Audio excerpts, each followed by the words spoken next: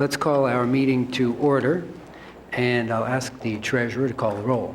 President Baker. Present. Mr. Brown. Here. Vice President Cole. Present. Ms. Gibbs. Present. Ms. Hudson. Mr. Peretti. Here. Ms. Reyes. Here. Do you have a quorum, Mr. President? Thank you, Mr. Treasurer. And in honor of Teacher Appreciation Week, I would like to ask Tracy Johnson to lead us in the Pledge of Allegiance, if she doesn't mind. Please come forward to the podium, President Johnson. I pledge allegiance to the flag of the United States of America and to the republic for which it stands, one nation, under God, indivisible, with liberty and justice for all. Thank you.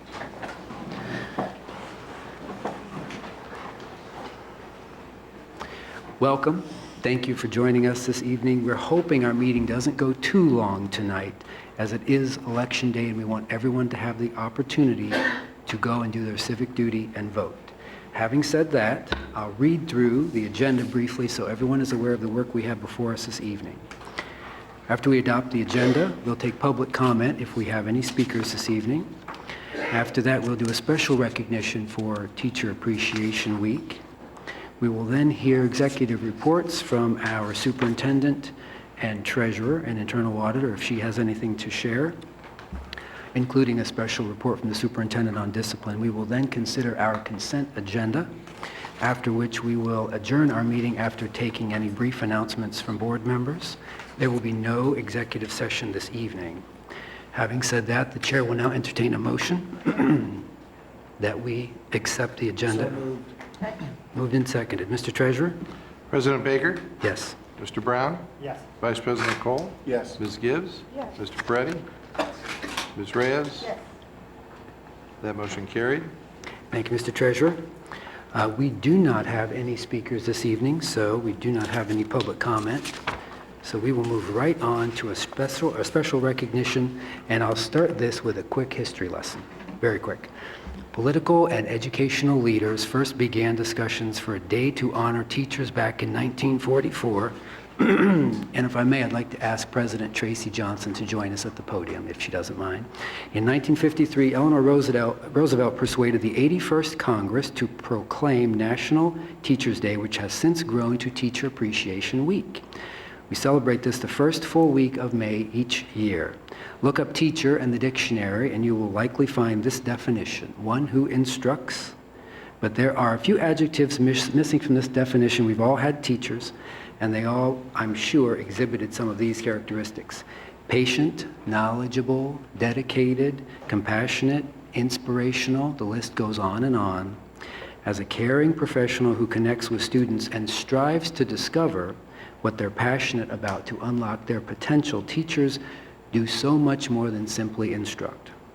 Teachers come into work early, they stay late to give students one-on-one attention that they need, they inspire a lifelong love of learning and guide children's future and advocate for children and their profession.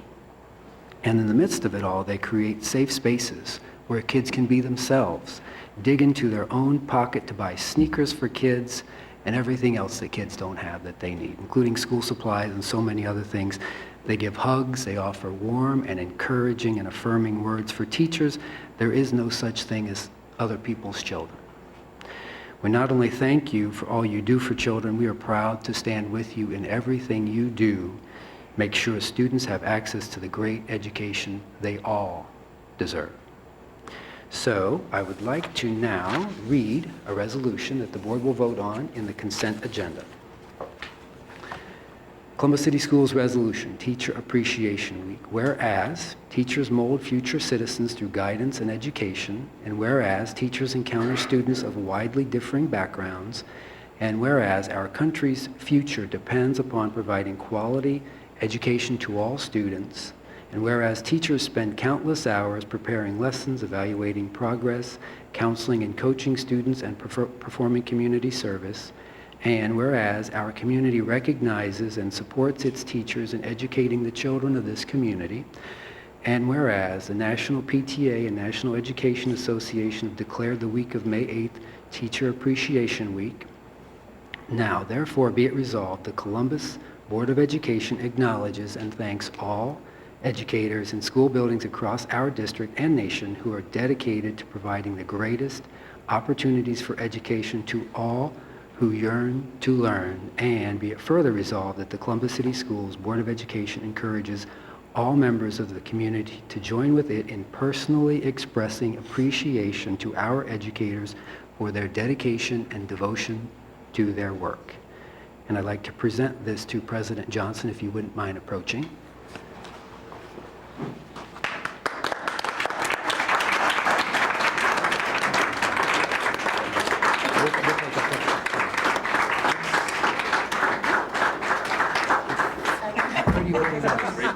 Everybody gather around. Everybody gather around. Hold on, Have us all in. Judge, this ain't good.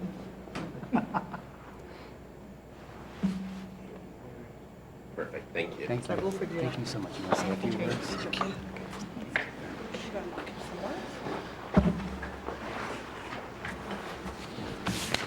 President Baker, Vice President Cole, members of the board, Superintendent Dan Good, on behalf of the more than 4,100 members of the Columbus Education Association, I say thank you. Thank you for acknowledging our hard work. Teaching can be a thankless profession, but our reward is that kindergarten student who enters not knowing their letters and can now read a book. Our reward is that third grade student who's been struggling all year, but they receive their scores on the reading assessment and they successfully move on to fourth grade. Our reward is that high school student who did not think he would graduate from high school, and we are now watching him walk across the stage receiving his diploma. Our reward is that student who wants to go to college but doesn't have the funds, but now has received a full scholarship.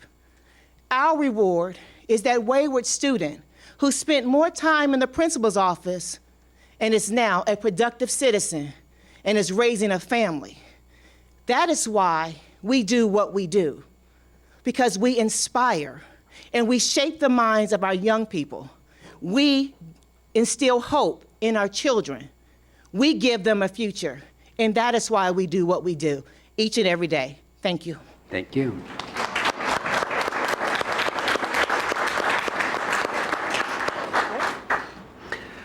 Would any of my colleagues like to make any brief remarks on Teacher Appreciation Week? Sure, Ms. Gibbs? thank you. Just a very heartfelt thank you to all the teachers in my life and all the ones that are here. Would all of the teachers in the room please stand? Teachers, former teachers. Yeah, I knew Dan was waiting. All of our former educators, thank you so much for what you do. I see my former teacher, Mr. Murphy, in the back, and he can attest, yes. Yeah. He was like 20, right? He was like 20. But he also made sure spending more time in the principal's office, that was also me too. But to every teacher, every educator, every person who takes time to instruct our children and to give them the love to be that extra hand in their development and part of the village, I definitely want to say thank you to all, and especially to all of your families, because you spend sometimes more time with our kids than you do your own. And that goes for all of our staff. So thank you very much for what you do for our kids. Thank you, Ms. Gibbs. And I think the best teachers teach students not what to think, but how to think. And that was my experience with many of the great teachers I had. I can think of many of them. And I owe them more than I can express. Any other comments from my colleagues? Yes, Ms. Reyes? I would echo that. I believe those who have followed my career, I've always thanked a teacher when I give thanks for anything. Now I mean, actually, we were talking about it in the elevator, that I still, every single last time, I come from the South, so my teachers are still Mr. Isidore, Mr. Ramjan. It wasn't until later I found out they're only like 4 years older than me, some of them in high school, but it's in Latin American countries, teachers are regarded as some of the, I mean, they're right up there with, in the United States, doctors and lawyers, they are regarded as a treasured profession. And I truly believe it's the same in my heart, and I believe that in my colleagues' hearts, that you will hear me always say, I will put my teachers against any teachers in all the United States. I truly believe in our teachers. They're some of the most educated, loving, caring, hardworking, et cetera, et cetera, et cetera, et cetera, people that I have ever met here in the district. I saw them shining on Saturday, even though we were in a monsoon for Children's Day. They were out there in their galoshes being creative and as cheery as they could be when the kids were excited at 8 o'clock when they knew we didn't open till 10. And it's just an honor to be involved with this organization that has such a wonderful, wonderful teaching organization. So I just wanted to say thank you for everything you do, because you are what we are, because we become what you teach us. So thank you. Thank you. All right, thank you, board members. Appreciate it very much. And thank you again for all you do, teachers. And having said that and done that, we'll now move on to our superintendent report. Mr. Superintendent, the floor is yours. Thank you, President Baker, Vice President Cole, members of the board. Before I move into my more formal comments, the board's recognition of Teacher Appreciation Week is the perfect opportunity to ask our partners from the Ohio Department of Education to come forward. As you will recall, back in January, Wineland Park Elementary math and science teacher Tiffany Tynes Curry was honored with a nationally prestigious Milken Educator Award. In fact, we have a video to share right now from that surprise announcement.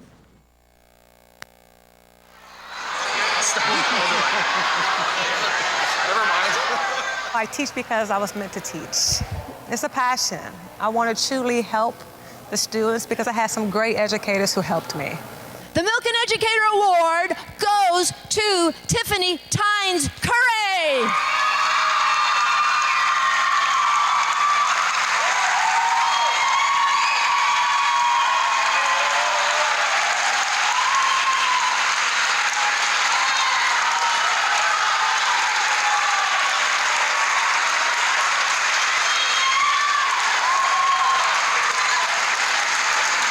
Despite what society may say, you had the opportunity to achieve anything and everything that you want. And I really mean that, because not as only an educator, but as a product of a student from the same environment. I was raised to be a statistic. However, I didn't let that stop me. I still put myself through school. And I know that hard work truly pays off. So continue to do what you're doing and strive to excellence to be that star that you truly are. The advice I have for the newest recipient is to soak it in. There's so much going on. Reflect on it, keep doing what you're doing. You are amazing, and that's why you received the award. Kids inherently look at teachers as role models, but then when to see them recognized at a national level by, a great organization like Milken, it's energizing and inspiring, and renews their sense of these are role models that can guide us. I want to be a teacher now especially because of what she done for us.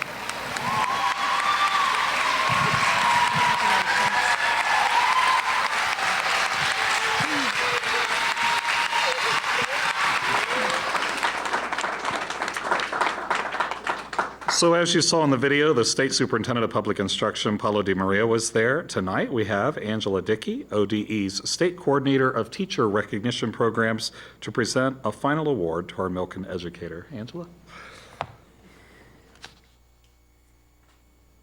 Thank you, Dr. Good. Thank you, board members, for letting me come tonight. I'm going to ask Dr. Tiffany Tynes Curry to come to the podium.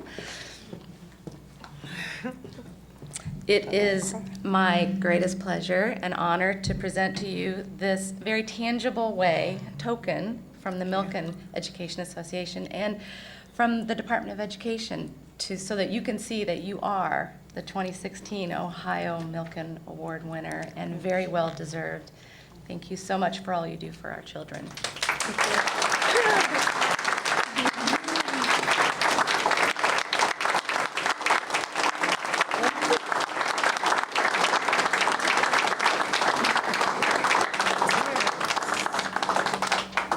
Not to take a lot of time, but to President Baker, the board, and to Dr. Dan Good, I would like to thank you for this opportunity, for my recognition to be used in this platform.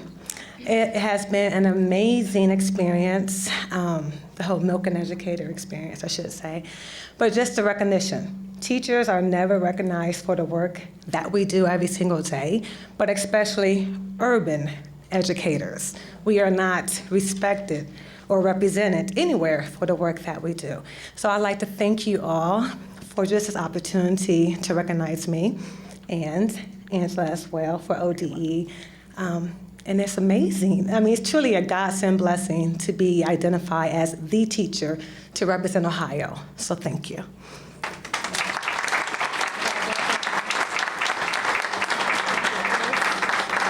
you want a photo or no photo?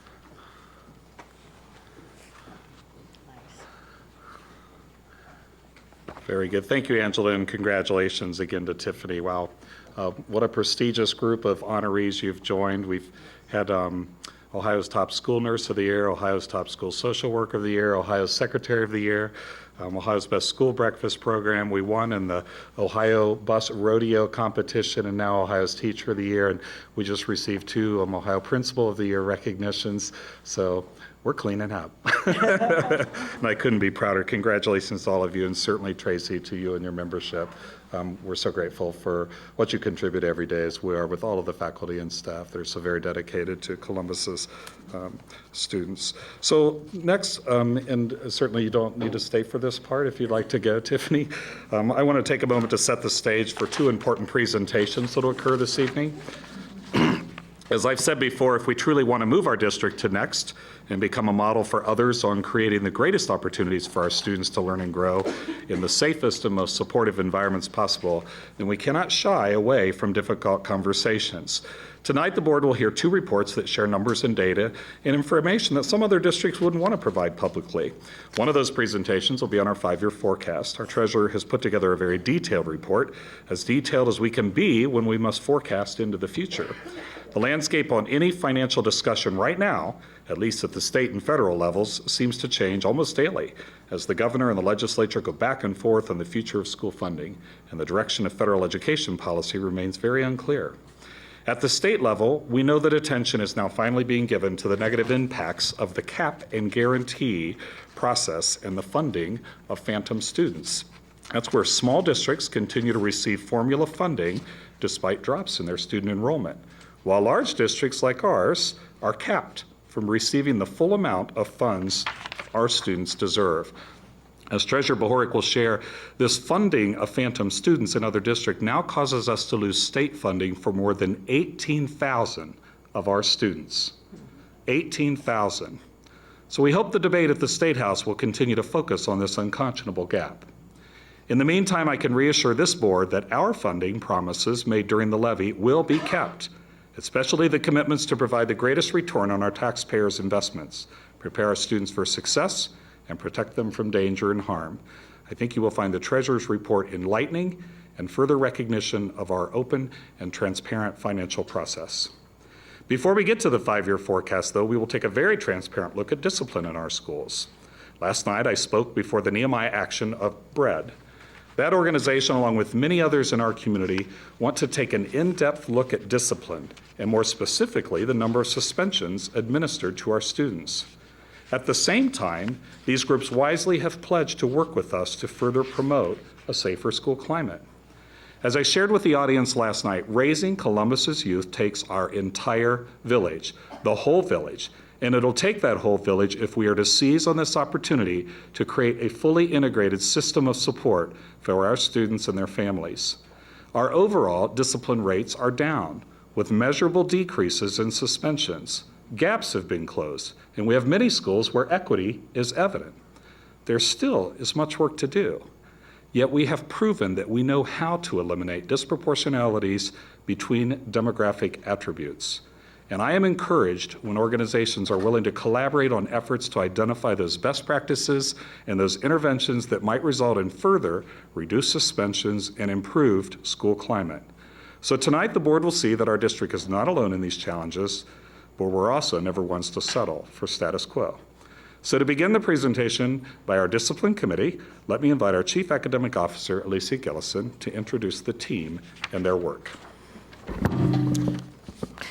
Good evening, President Baker, Vice President Cole, members of the board.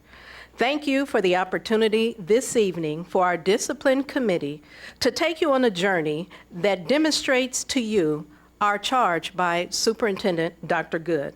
And the charge was to review, reflect, and align best practices that encourage student achievement, social well-being of all of our children in Columbus City Schools. At this time, I present to you our Executive Director of Special Education and Student Support Services, Kathy Leffler, our Executive Director of School Leadership Development, Rhonda Welch, and our Director of Student Support and Family Engagement, Cheryl Ward.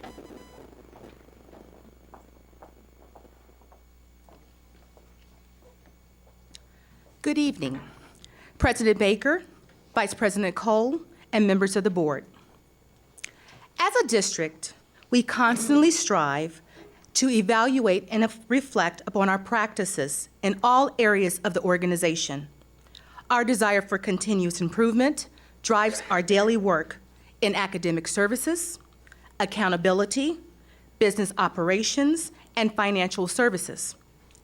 That being said, it is only natural that we evaluate how we, as an organization, manage and respond to student behavior, as oftentimes behavior impacts the educational journey to success.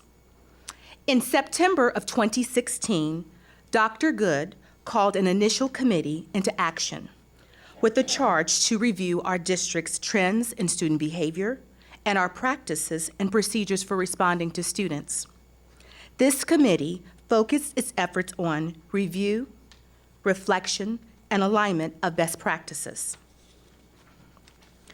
Dr. Good's insight into the importance of this work is concurrent with the proposed legislation regarding the suspension of students in pre-K through grade 3, as well as national focus to review zero-tolerance policies and practices.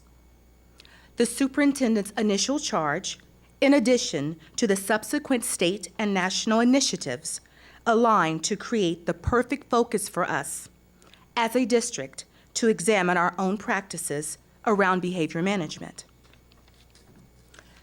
As a committee, we elected to follow a process that would allow us to review current discipline data and programs, research best practices for student behavior management, make recommendations, and identify next steps in our own journey of continuous improvement. I am now going to turn the presentation over to Kathy to share data trends. Please note the information on the national and state picture on this slide shows 2011-12 data, which is the most recent national data available.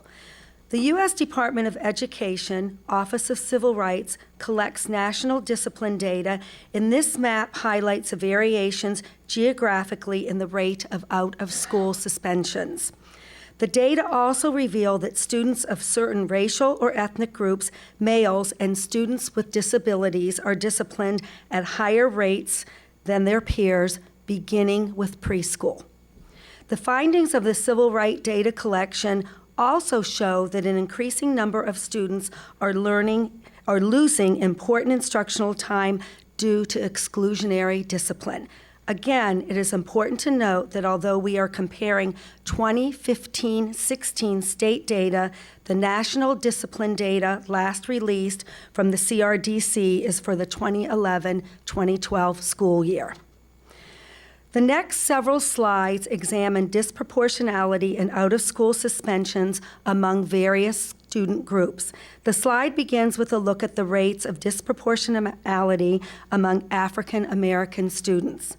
We considered it important to not only examine our own trend data, but to also compare our data to the other 7 large urban districts across the state of Ohio. In this graph, we compare Columbus City Schools' data on the suspensions of African American students with other comparable districts. As you can see, African American students account for 77% of our suspensions, yet account for only 55% of our student population overall. Now we add in the data from the Big 8 Ohio urban districts. As you can see, similar trends occur in Canton, Cincinnati, Cleveland, Akron, Toledo, Dayton, and Youngstown.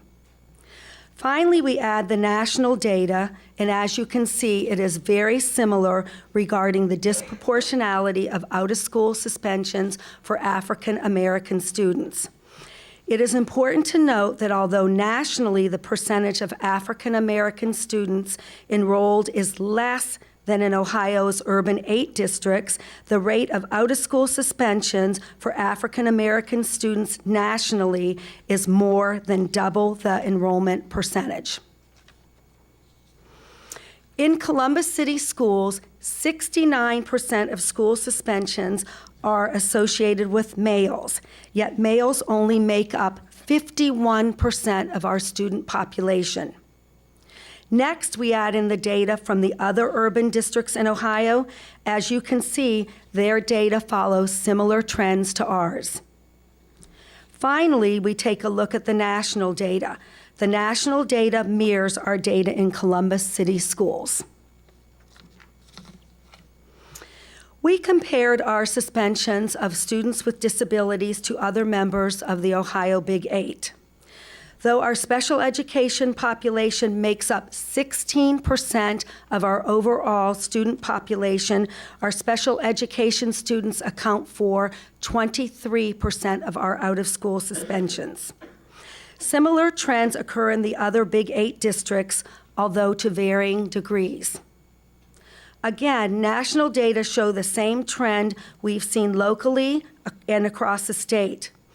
It's important to note that although nationally the percentage of students with disabilities enrolled is less than in Ohio's urban districts, the rate of out-of-school suspensions is more than double. To summarize, out-of-school suspension data demonstrate disproportionality in terms of suspension rates for males, African American students, and students with disabilities. And our Columbus City Schools data is similar to the other large urban districts as well as national ratios. However, just because Columbus City Schools mirrors the national data, it does not mean that we are happy with our data. We want to be the model of best practices not only in our state, but in our nation as well. Columbus City Schools will be leading the way. The committee also wanted to look at decreases in out-of-school suspension rates overall. Based upon a review of our district discipline data, the following schools demonstrated elements of success in addressing the need to find alternatives to out-of-school suspension. These schools have implemented a variety of strategies to keep students in school while addressing their social, emotional, and behavioral needs. Ohio Avenue Elementary, Highland Elementary, and Livingston Elementary are collaborating with Franklin County's Family Children's First Council to support trauma-informed practices. Broadley Elementary is implementing restorative justice practices. Leewood Elementary has rolled out the Leader in Me project, and Champion Middle School is working in collaboration with the Health Sciences Academies. I am now going to turn the presentation over to Cheryl, who will highlight the supports provided based on our data.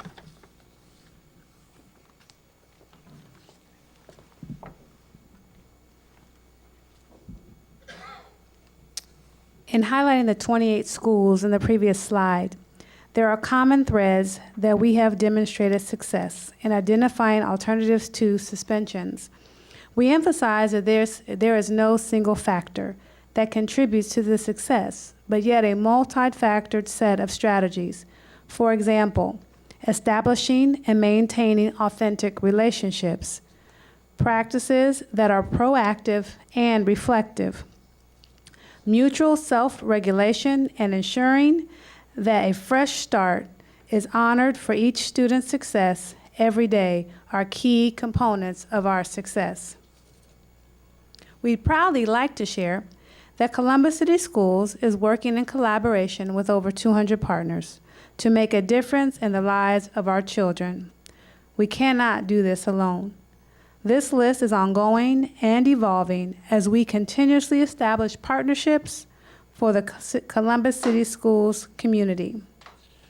As we work in collaboration with our partners, we are able to offer schools needed supports to positively impact alternatives to suspensions.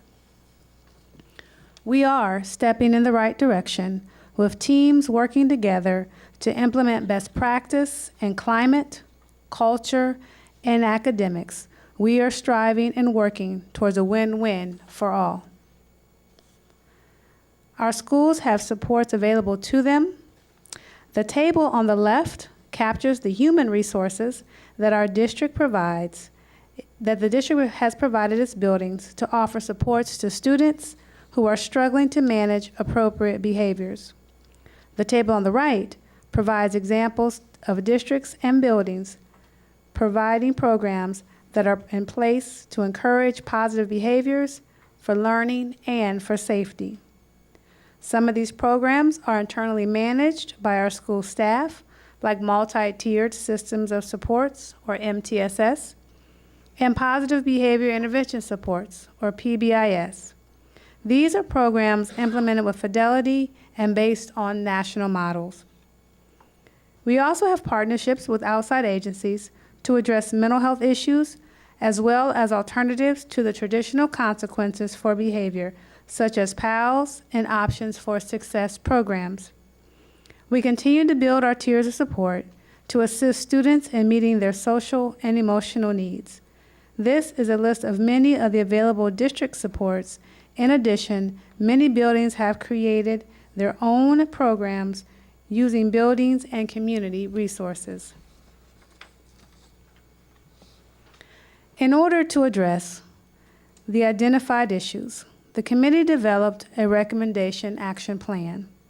This plan includes peak restructuring that began in April of 2015 by calling peak assistants, union representation, social workers, counselors, and community agencies together to discuss best practices, examine data, and determine how they can maximize student success. We continue our action plan by providing a district-wide provider meeting this spring to outline what is happening in our schools and what supports we are seeking. Professional development is also an integral part of the action plan. In June 2017, there will be a 2-day cultural and climate PD.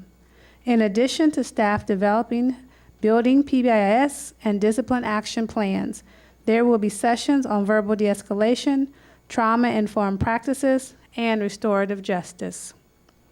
Each of our Title I schools will be assigned a parent consultant next year to serve as a liaison between the school and parents to offer programs and resources to engage in the academic success of their student. Our continued work must be in true collaboration with our parents as we positively impact lives and make sustainable change and supports for students and families. Finally, it is anticipated that the Discipline Committee will reconvene with an expanded scope, including our partners in CEA and OPSE, to ensure that all players are at the table as we continue to advance the district's needs.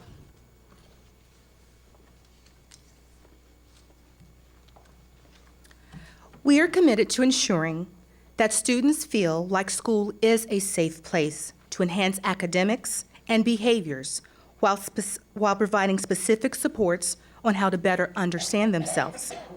In order to accomplish this goal, we must find the best practices that align to their learning environment. Finally, all staff must be empowered by high expectations, support, and continuous professional development to further understand the process, as well as establish effective caring relationships with our youth and families. Beginning with the end in mind, our goal is simple: success for every child, every day.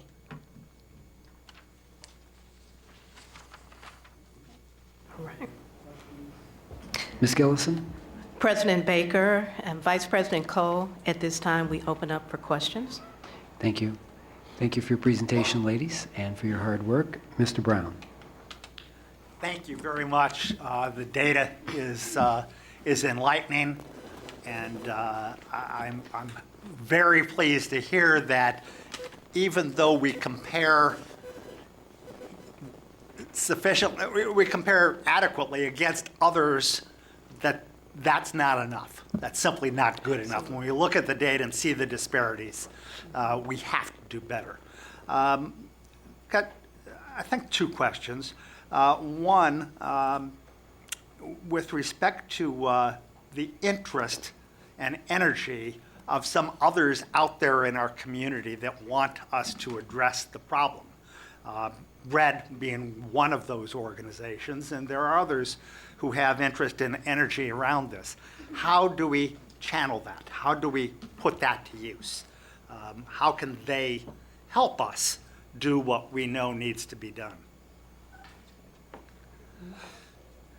One of the things we are going to address that will speak to your point or to your question will be around the provider meeting. And the focus of the provider meeting is to really begin to have a systematic conversation about what we as a district, our expectations, our roles, what we're trying to work on, and how community partners can partner with that.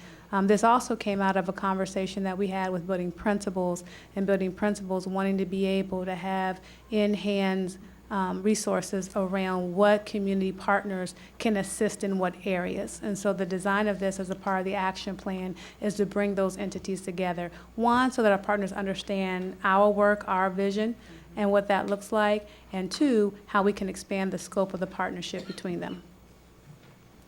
Thank you. And the other, it may be related in some ways, and that is our mentorship program.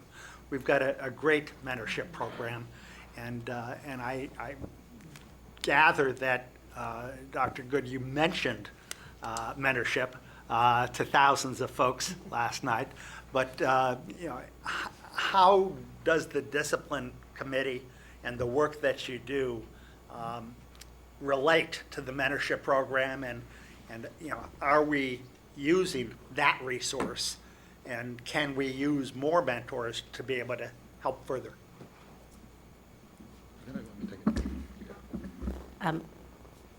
President Baker and members of the board, I'll start off answering the question, and then Dr. Good, if you can jump in. But the first thing that I'll say is that all the research shows how important and impactful a positive mentor is in our children's lives. And we are right now working with our internal mentors. And internal mentors are the teachers and staff members in the building. And in the presentation, we talked about professional development in those areas, culture and climate, PBIS, all of those social emotional strategies that every staff member is going to undergo, and that will impact the relationships and building those positive relationships with every student in the building. So if I may, President Baker, to Board Member Brown, yes, all that you've heard so far, the key is obviously going to be to bring all stakeholders to the table. So really the next step is to look at our internal stakeholders, making certain our teachers, our food service personnel, bus drivers are represented in this conversation because they bring best practices as well. We don't always honor that we may have a profit in our own land, so we need to make certain we honor where there are best practices in our district already. And we actually have some representatives of buildings that have made such strides, and they're here tonight, and they're happy to share their stories if you wish to hear those. But again, when we come together, we begin to identify those things across all the different practices, whether it be trauma-informed practices or restorative justice or PBIS, all of those fundamental underpinnings that are in common with those things that are working where they're working.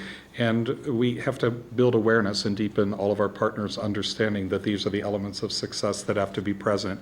And once we reach consensus on what those are, then individual groups, individual people, and certainly our district as a whole and community can begin to align their resources to support those best practices. And really that was the call last night after answering yes to being willing to take a look at some of the practices around the nation that appear to be working and to help to look at the data to understand if in fact they are and why they are. To bring that back and meet on a very regular basis and plan, and again, in a collaborative and iterative fashion, understanding that the landscape does change and different things work at different times, but that everyone also needs to make a commitment to be involved. And we say it frequently, but it really is true that it takes a village to do this. We saw how the village came together to help improve our reading from 42% to 91%, not 1, not 2, but 3 years in a row. We see how the village is helping through the mentor program to have more seniors cross the stage and to secure more scholarship dollars, as you heard from Tracy Johnson this evening. And so after I finished answering their questions, I took the liberty to say, okay, now it's my turn. I'm going to ask you a question. And if you truly believe in our mission, that all children should be highly educated, prepared for leadership and success, and empowered as a citizen in a global economy, are you willing to stand and become a mentor and participate and be part of that village? And we were pleased that people stood. And those that didn't, we had taken out. No, I didn't. So it does take everyone internally, everyone externally as well. Thank you. Questions from board members? Other questions? Ms. Gibbs? Is there another part of this presentation, or is this the entire presentation? I wasn't sure. President Baker to Ms. Gibbs, to Board Member Gibbs, we actually have representatives of an elementary, a middle, and a high school that are happy to share their stories if that is of interest to the board. I didn't know if that was, if they were going to do it. I wanted to wait to the end of the presentation. Or Would you like that? Okay. Who's first? So we'll have. They were here. You said they were here, and I didn't hear. We have Dr. Elizabeth McNally, principal of Highland Elementary, to tell her story. Wow, so settle in. I'm just kidding. My first full year at Highland was last full school year. During our first school year, I was sort of working under a traditional model of school discipline. So we had extensive school suspensions, in-school suspensions, and over 1,200 peak write-ups by the end of the year. No one was happy in that environment. Our students were not successful. We knew a change needed to occur, so I reached out to one of my colleagues, Miss Olympia Williams at Ohio Avenue, who was already implementing the trauma-informed practices, and she really helped to guide me in adopting excuse me, I didn't know I'd be talking, that approach, and we've had tremendous success. So this year, we've done 9 out-of-school suspensions. The last one was in November. As a staff, as a community, we came together and decided we just didn't believe in them anymore. I asked my senior faculty rep to come with us because it's a whole building-wide approach. Teachers, administration, classified, everybody working together, and it's made a huge difference for us.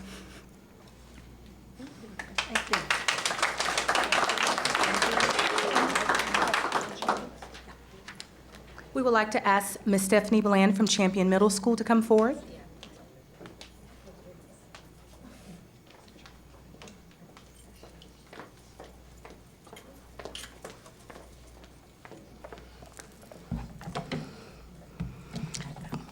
Good evening, Board President, Superintendent Good, and everybody in attendance. I don't have 29,000 minutes, but that's how long it would take to tell this story.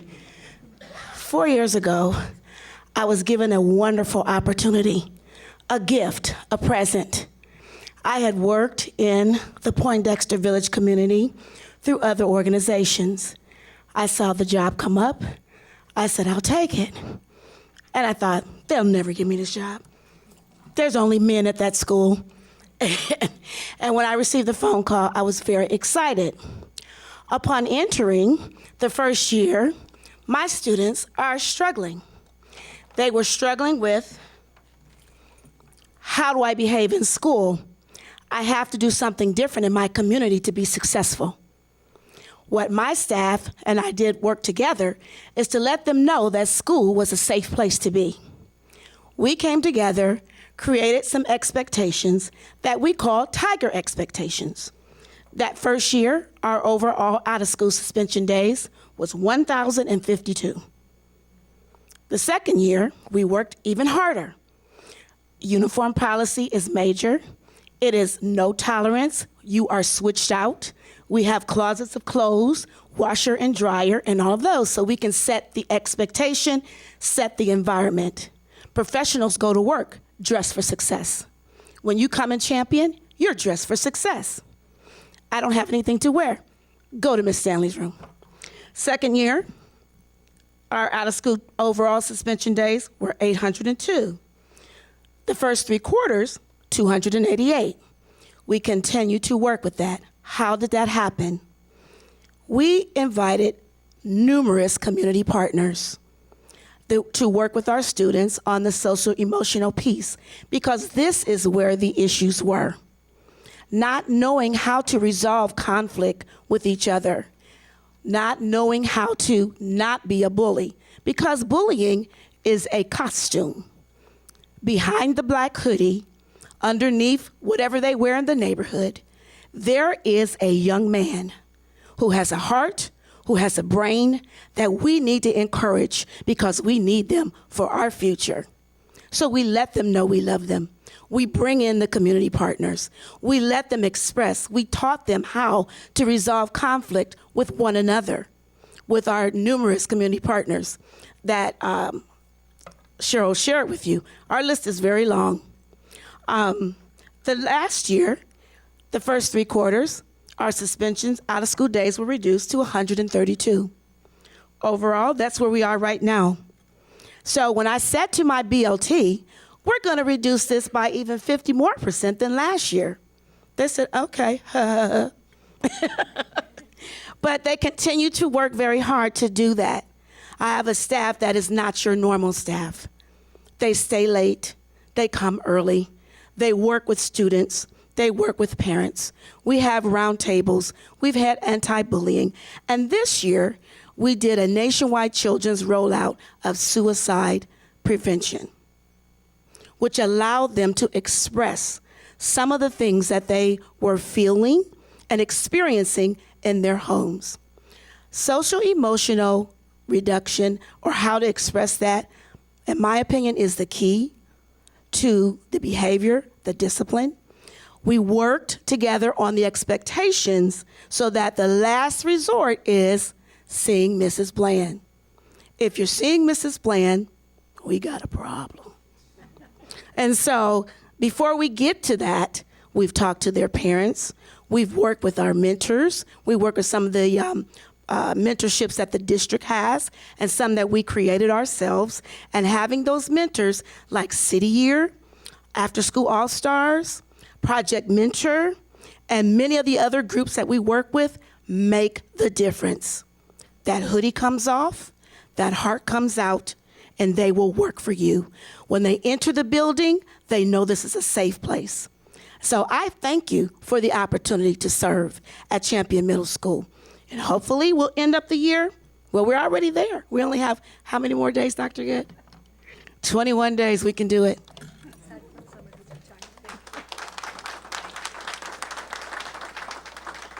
Next, I'd like to introduce Monique Jacquet from Beechcroft High School. Thank you. Good evening. Thank you for the opportunity for us to share what we're doing at our various schools. For us at Beechcroft, we were intentional. And so this year we established discipline goals just like we established academic goals. And so we're all working together. We are using our grassroots resources right now. That would be our social worker, our very capable and competent guidance counselor team. And so we've provided professional development and just focusing in on the things that we as the adults can do. So professional development in teacher efficacy, dealing with those non-academic barriers that youngsters bring that get in the way of what they have to do academically. So we're excited about next steps. We're excited about expanded professional development, and we are excited about our downward trend in expulsions and out-of-school suspensions. But it's a team effort. It's not a one-person show. It's a team effort, and so I'm just thankful for the opportunity to share with you guys. Thanks.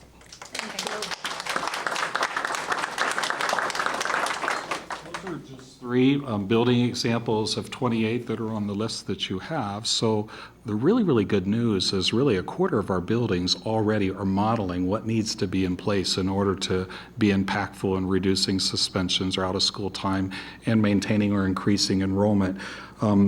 And we have so many other representatives of schools, and I'll just name the principals that are Joan and Olympia and Kevin. I saw the 3 of you in addition to Monique, Stephanie, and Elizabeth. There are probably others out there, but I can't say everyone that's here. But each of them have a similar story to share. What I shared with Brett in particular, because they have such an interest and passion for working together on this, is there's not a panacea. There's not a silver bullet. We've talked a lot of times about it's very situational. What works at this school may not be the appropriate solution for this school. And we really have to take into consideration the configuration of all the stakeholders, all of our fabulous teachers in those buildings, the classified personnel, the neighbors, the partners that exist and are willing to reach in. But I will tell you, I will be a little bit maudlin, the one theme that you heard from all of them is that we love our kids. And when you love people, you listen to them. And when you hear what their needs are, you can respond to those social, emotional crises and trauma that exist, and you know how to support them. And as you heard today from Tracy, as we recognize our Milken Educator of the Year, we have a very, very loving staff in general. And so we want to build on that and continue to scale it. And as all 3 of you mentioned, we want to be the model for the nation. So I'm really proud of what our faculty and staff have done together. I'm really proud of what our community is putting together. Other questions from board members? Ms. Gibbs? Thank you very much. Thank you for such great stories. I had a little sign for Ms. Bland. Something for you. And to the entire team, I really appreciate it. And I'm looking around the room, and I'm looking actually at 2 leaders that I went to high school with, and Dr. Tony Anderson and Mr. Kevin Freeman, and remembering our days in high school and all of the discipline policies I watched them go through. I was a model student in high school by that time. But I guess what I want to know is, as I'm looking at the data, and you're looking at the data between Columbus and the state, and in fact the nation, the only thing everybody has in common is that the students are of color. So that means everywhere students of color goes, there's a disproportionality against them in discipline. no matter the classroom, the state, or where they are. So it's not just Columbus, but it's national. And I don't want it to get lost that somehow this is systemic, and it's learned from somewhere. Have we done the research, or where are we in finding out where this starts? Because it doesn't just start in Columbus, and it doesn't start in Ohio. This is starting all across the country. And so where does this start, and how do we stop it? Because it isn't just something you pick up in a book. There's an inherent piece in this. And so as we're talking about what we're doing to address it on the back end, how are we preventing it on the front end? President Baker, to Board Member Gibbs, I'm going to ask Cheryl to talk in a minute, but you know, right now, one of the things a lot of us are very conscious of is implicit bias. And again, it's not only associated with black and brown children, it's also associated with males, it's also associated with students that are identified with special needs, special education needs. So I'm always struck by, you know, we did the talk about how many violent acts were committed. Chris Ward put together a chart last year of how many violent acts were committed against our students over last academic year, and the number of those that resulted in deaths at the hands of firearms. And, you know, so seldom do we hear much about that in the media. It's almost become as though it's accepted that those sorts of behaviors or that sort of culture accommodates those sorts of outcomes. Whereas if you read, if something like that occurs outside Columbus City Schools or in a suburban neighborhood, you know, you get a text from LeBron James and a mention in the White House briefing. And yet in our urban centers across the nation, it almost seems as though it's accepted and allowable. So we're talking about very, very deep-set cultural biases and implicit biases that exist in everyone, black, brown, male, female, disabled, and other labeled. And so the trainings that would occur, and again, we have to be careful that we don't prescribe what's going to work, because as we've learned about our neighborhood initiatives that have been successful, if it's not organic and driven by all of the stakeholders involved in that school, if we don't have teachers at the table informing us and guiding us, if we don't have parents and other providers in neighborhoods, it's not going to be successful because they're not invested in the solution. And so when we do those trainings, our intent is to include those individuals, and you attended one such sort of training today. I happened to take a group of my staff to the 23rd annual Conversation on Diversity at Ohio State University. It was an excellent program, and shared with Dr. Good as well as with Ms. Gillison what we may be able to do in replicating that. We have Ohio State as a partner. There were several higher education institutions there, and one of the things was clear is around us as we do this work, also taking a look at our own biases, taking a look at our own privilege. Sometimes we think as minorities we don't have privilege, but we have privilege in some other areas. We may have socioeconomic privilege, and really beginning to have those conversations. We've talked about it. We are a part of our planning process.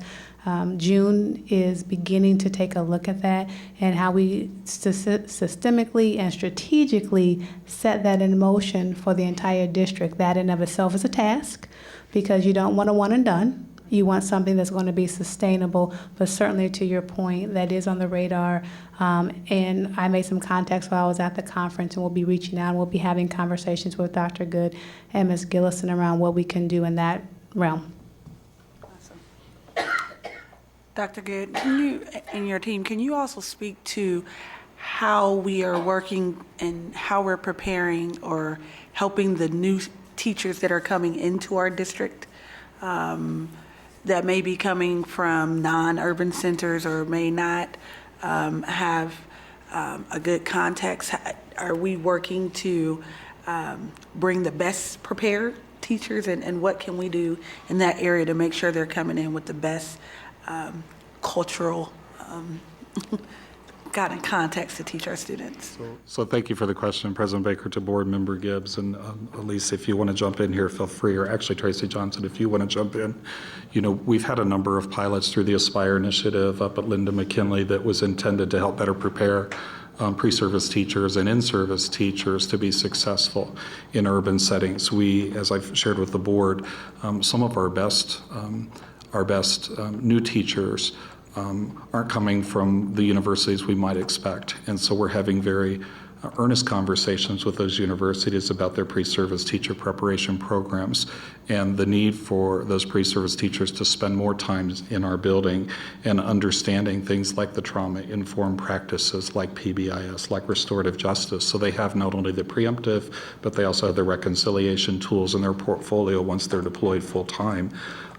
We've also talked about creating a pipeline of urban educators. We're in conversations with the university now to look at those that have an interest and to really begin to put our own teaching academy on steroids.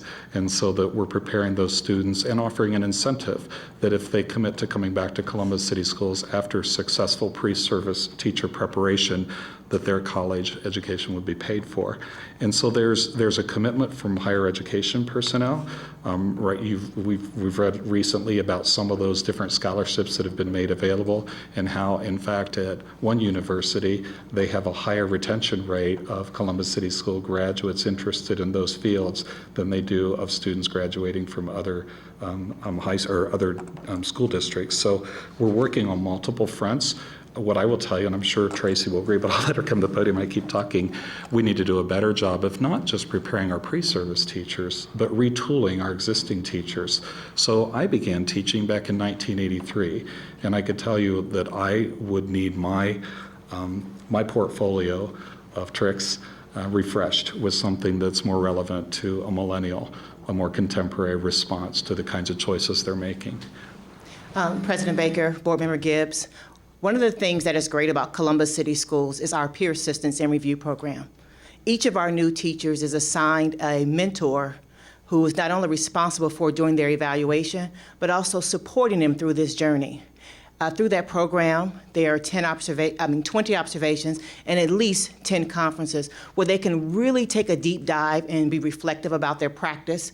They can talk about those things that they're concerned with, their struggles.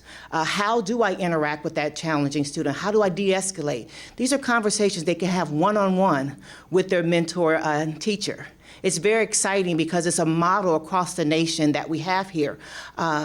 It's one of those things that I'm proud that Columbus City Schools has never thought to dismantle, because we see the importance and the value of not only students having a mentor, but the importance of teachers also having a mentor and support. The program also provides professional development opportunities for the new teachers, and they also provide resources for our new teachers. And so that program really helps to support our teachers. The unfortunate thing about it is the farm team for our suburban districts, because we invest a lot into our new teachers. We really prepare them, we really support them, we give them support and the resources that they need to be successful, and our suburban districts pick them up. And so we need to think about how we can retain our new and exciting and energetic new teachers in our district, but it is a great program to support the new teachers in our district. Thank you. Thank you. To President Baker, Board Member Gibbs, also, just so that you know, from a social emotional lens, we've started about 3 years ago being a part of the new teacher orientation, and so what gets provided to them is a PBIS framework, and then I do a class on parent engagement and how you engage parents and what the tips to be able to make sure that we see parents in a positive way and that we are partnering with them day one. And President Baker and Board Member Gibbs, I would like to add also another layer to this. Our new principals. We have a mentorship that's been added in the last few years to help new principals to address the climate and culture in their building. And lastly, President Baker, to Board Member Gibbs, to put the special ed lens on it, to really look at ways to support our special education teachers and to retain special education teachers. What specific needs and trainings do they have? And we've put lots of trainings in place this year, lots of continuous supports, and that will continue based on feedback from teachers and principals. Very good. Give you a sense of and you know what a big task this is. I don't mean to imply that you don't, but everyone's a special education teacher in Columbus City Schools. So providing everyone those sorts of tools so that they can function in these cross-categorical capacities so that students can move in and out of their classroom and still feel accommodated with their needs, but get that specialized intensive intervention they may require and be able to self-advocate for when they're included and when they go get that additional attention. But it really requires, again, kind of a continuous retooling, retraining, professional development. I know that's something that's very important to the board. You've said it many times, and I hope we remember this, because we will be bringing to the board in our budget presentation resource requests to accommodate that professional development.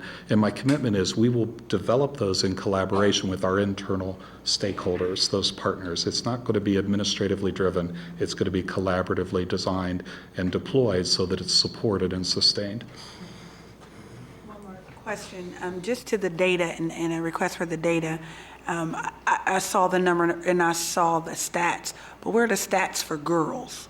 And our last visitor about a month ago is bringing in a speaker, I think the Coalition of 100 Black Women, talking about push out and the challenge with specifically young Black girls and young girls of color. Can you come back and bring us back or provide to us, Dr. Good, the data on girls and then also our students, all of our students of color in the district and how they're faring in this, in the discipline proportionalities?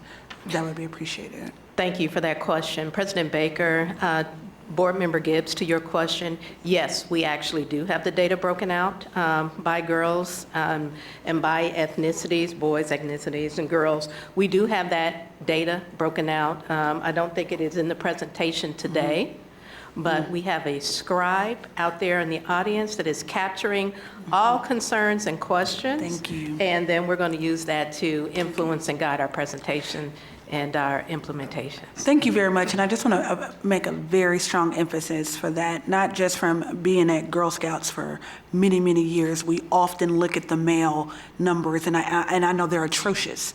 However, so oftentimes, and when we're looking at funding from the national, state, and local level, we've not overfunded, but we've disproportionately provided supports to young boys, and I believe at the expense of some of our young girls, and have watched our relational aggression and the challenges with our girls rise because they've gone unchecked and underfunded. So as we're looking at it, we can save more than one group at a time, and I hope that we're going to be equitable in our approaches for both male and female so that we can bring both of those numbers in check. But there's no commission on girls, there's no my sister's keeper, there's none of those. And we have both a city prep for boys and city prep for girls, and we have to make sure we equally advocate so that we have a strong community, both male and female, and that the resources aren't disproportionately allocated. It's such a really good point to make. And again, so I was one of those bad people that advocated in the ESSA reauthorization that we have an N of 1.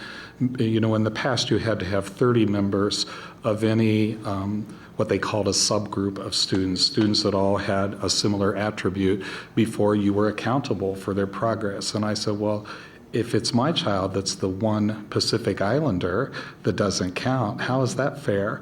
And so when we look at this, we're very much conscious of that. We're also conscious, again, of implicit bias.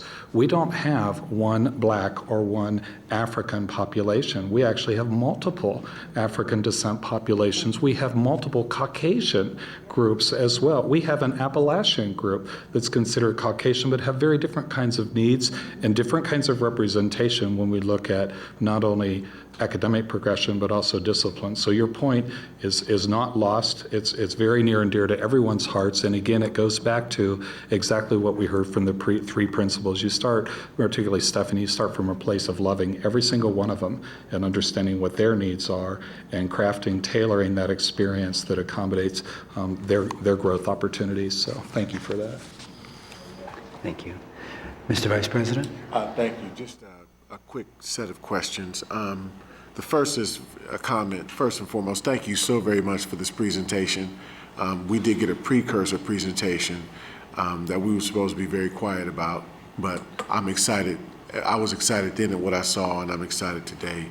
Not so much about the bad aspects of the data, but the fact that we are seriously looking at embedding a culture and an expectation in this district that brings the best out of everybody involved, our staff and our children. So I'm excited about that. My question is this: how will we quantify that? How will we, I'm one of those people in my leadership roles, I'm not always about the numbers, I'm not. I'm always about embedding the culture, the expectation, setting the path and the pace, and then the numbers will come, right? But we are in a data-driven environment. So provided that, how will we quantify our gains on either side of this, whether it's the discipline piece or whether it's looking at number of staff trained? How are we going to quantify our gains? What are we looking at? Have we done any goal setting around that? Thank you, President Baker. To Vice President Cole, thanks for the question. No, we've not done the goal setting yet.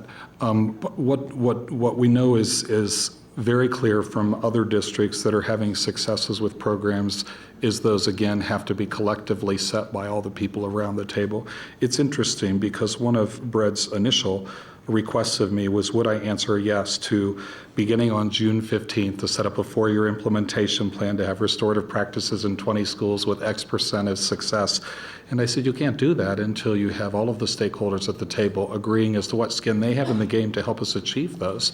And that's when people invest. And that's what we learned at the Opportunity School of Marion Franklin. It's what we learned at Options for Success. Now, the really good news and the accountability piece of that is once those are set collectively, collaboratively, then they comprise our Ohio improvement plans for each building and then the district's improvement plans. You may remember I showed you that last Monday. And so it's actually there as a report card for district personnel to achieve those benchmarks in those areas. So it could be in terms of number of individuals trained, which really isn't a good metric because it doesn't mean there's fidelity with how they're implementing things, but we should see those reductions then in out-of-school suspensions. We should see stabilization of students' performance and increases in enrollment. So we will set those and we'll bring those back to the board as part of our district improvement plan. And I just want to encourage my colleagues on the board to continue this as a priority. We called for the question. You guys showed up and gave us all the data and information we needed and a sound idea of how to engage moving forward. But again, I really want to encourage my colleagues here to make sure that this is something that continues to be a high priority as a part of the preparation of highly educated children in this global society that we espouse to in our mission. President Baker, to Vice President Cole, I very much appreciate that that call out to the board colleagues. And one of those ways just to suggest is that when you have, and we all have individuals that have us under a magnifying glass, a microscope, and are watching every move we make, again, like we asked of the participants at the Nehemiah Action, what is their commitment? What is our community's commitment to helping children be successful? You know, how are we acting as a true village and reaching our hands into each other's homes and lifting each other up?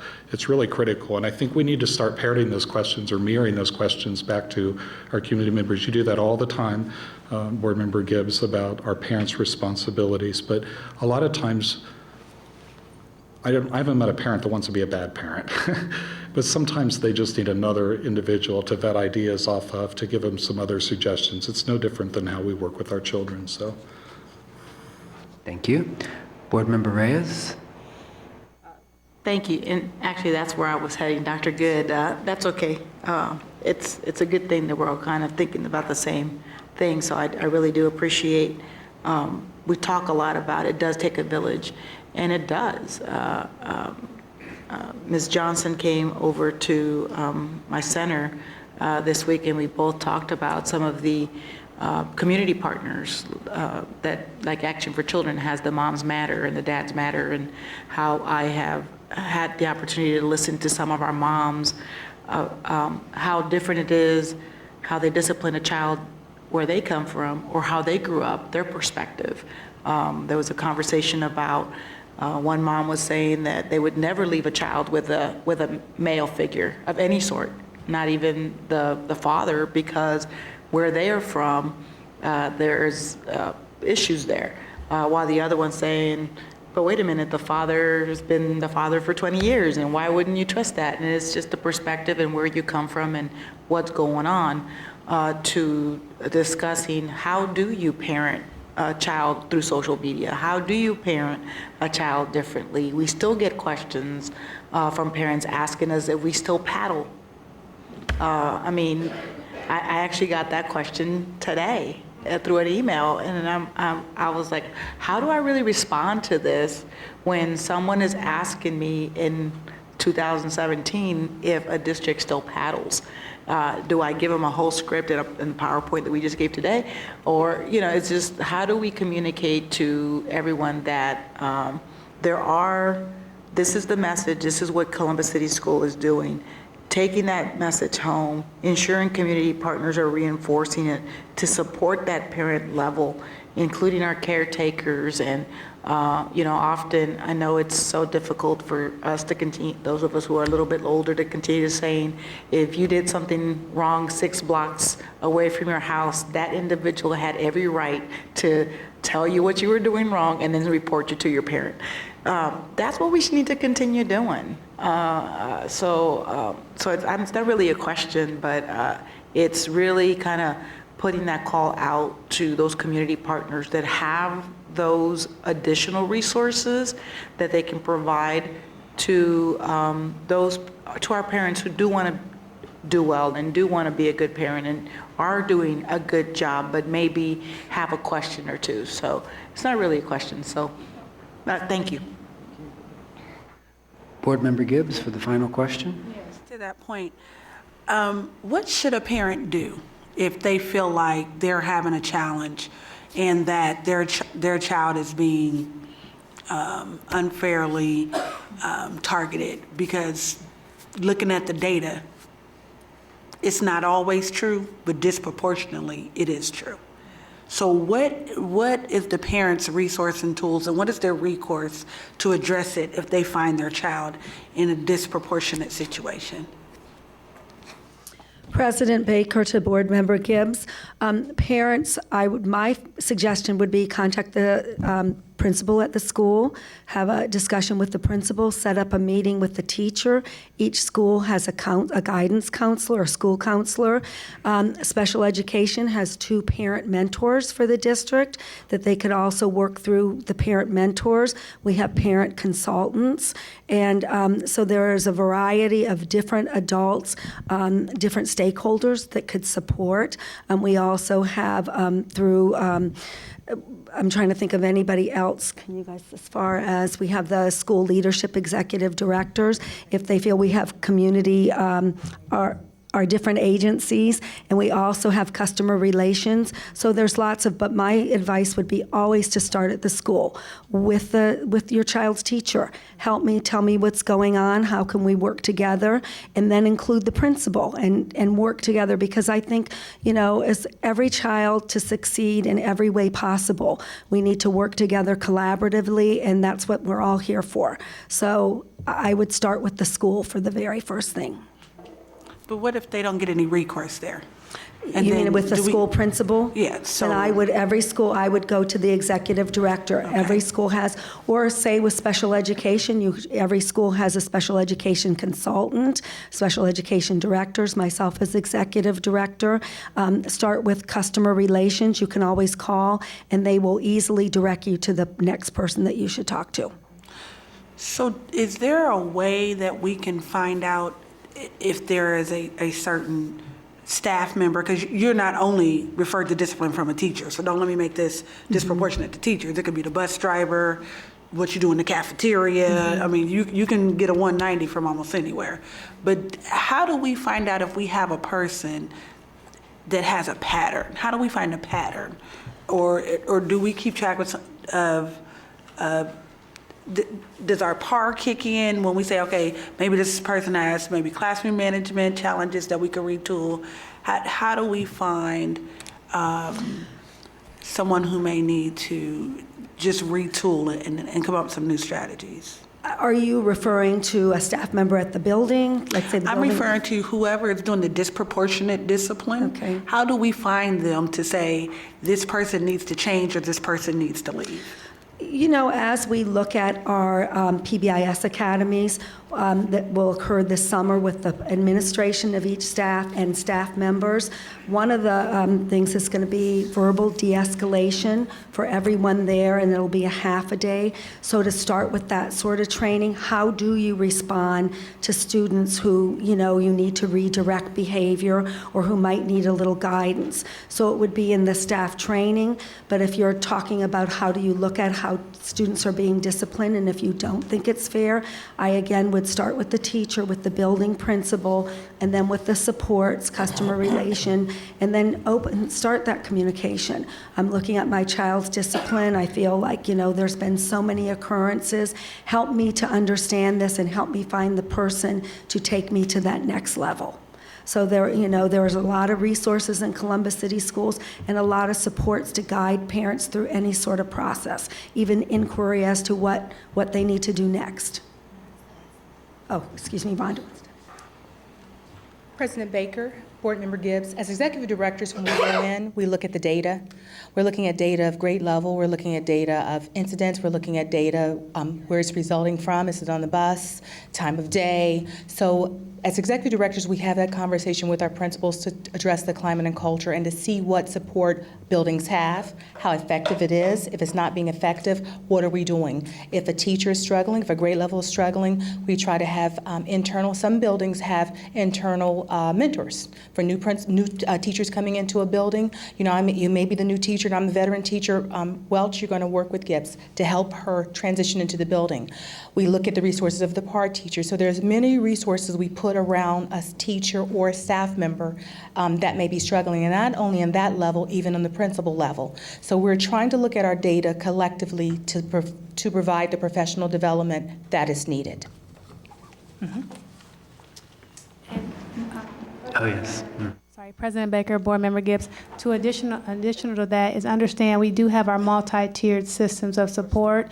And so as a part of what you have heard from Kathy and Rhonda, principals are really good about reaching out to department directors. So if there is an issue or if there's a challenge that comes up in a particular content area, I'll have a principal reach out to me and say, hey, Cheryl, what can we do in this area? How can we help? And then my team and many other directors will come in and we will wrap around that particular issue and that particular situation to be able to provide support. So please know that department directors are also called upon to be able to come in and provide support.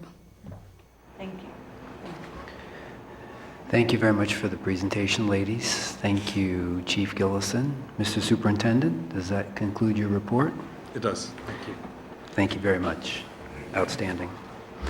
All right, now, before I call on the treasurer, I'd like to call on Board Member Peretti, who chairs FAC. Thank you, President Baker. I just wanted to tee it up for our treasurer report, just a few comments.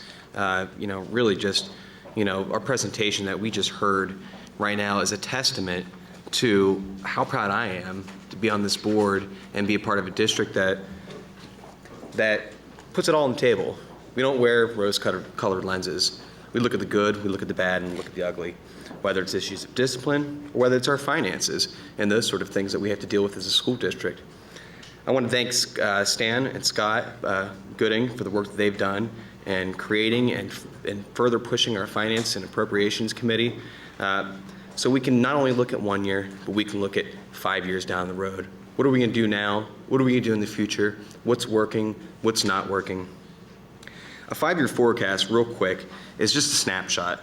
It's prescribed by state law. We have to do it in May and in October. It's a little flawed, I'll admit that. We are actually putting into a legal document what our 5-year forecast is before the state even appropriates how much money that we're going to get as a district. That's a difficult thing to grapple with for me personally.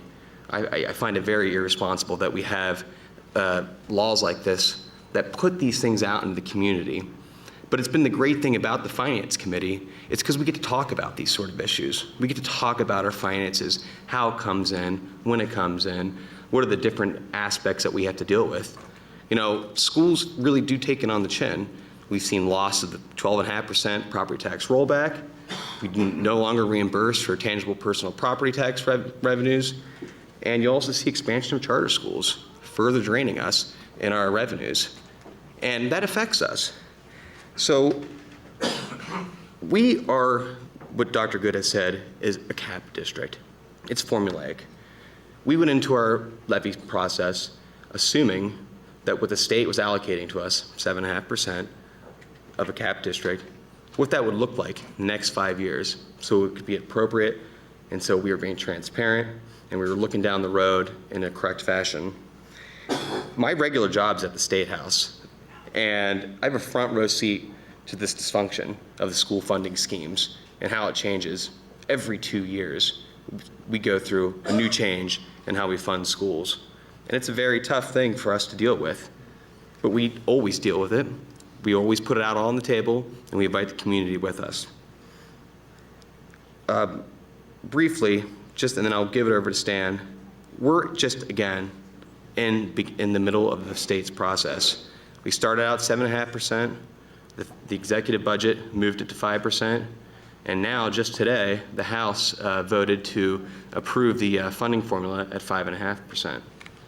So this is just a snapshot. We are being reflective and being transparent and making sure that we put it all on the table so people know that we're dealing with. So with that, I'm going to let Treasurer Pahoric go through his presentation. And again, I just want to thank everyone for all the work that they've done. Ready, and Mr. Treasurer will now call on you to present the 5-year forecast. And thank you, President Baker, Vice President Cole, members of the board. Based upon the lead-in comments from Superintendent Good and the FAC Chair, Dominic Peretti, that pretty much concludes my report on the 5-year forecast this evening.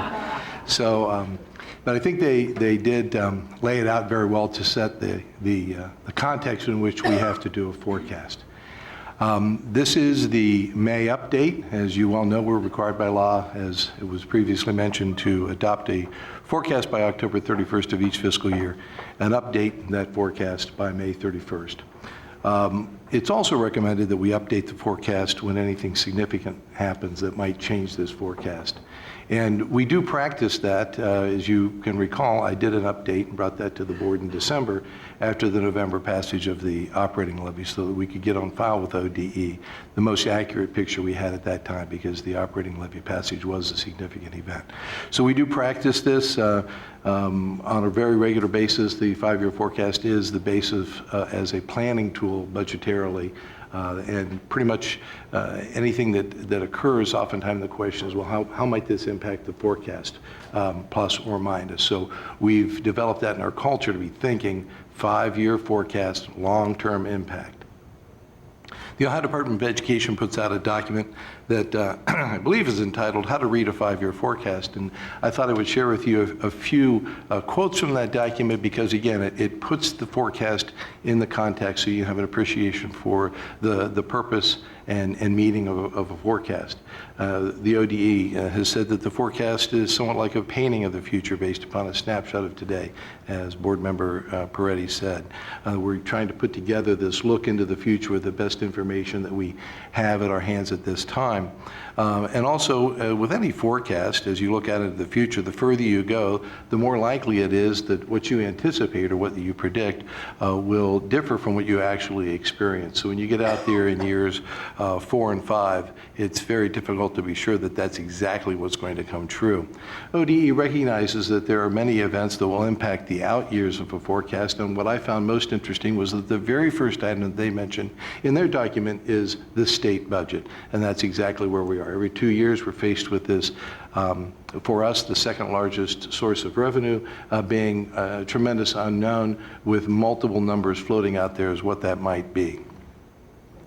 The document also encourages district management teams to examine these forecasts and projections and identify times when the challenges might arise. And again, we and this board and the FAC do that We look at the forecast and we have certain metrics. For instance, when do expenses exceed revenue and create declining cash balances?